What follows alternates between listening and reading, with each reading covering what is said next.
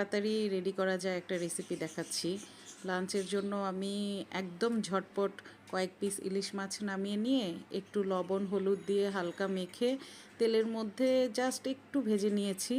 ভেজে নিয়ে এইবার তেলের মাঝে কিছু পেঁয়াজ কুচি দিয়ে এর মাঝে একটু হলুদ, একটু মরিচের গুঁড়ো, একটু লবণ দিয়ে একটা হালকা ঝোল রান্না করব। কারণ ইলিশ মাছে আমরা সবাই জানি যত কম মশলা ইউজ করা যায় ইলিশ মাছের ঘ্রাণটা ততই সুন্দর থাকে।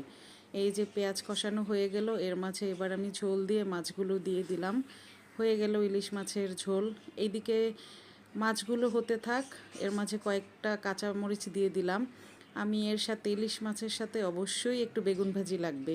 বেগুন ভাজি ছাড়া কি আর চলে?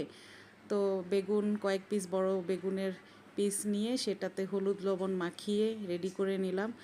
আমি সাথে কয়েক পিস কাঁকরোলও একটু নিয়েছি, আমার কাছে ভালো লাগে।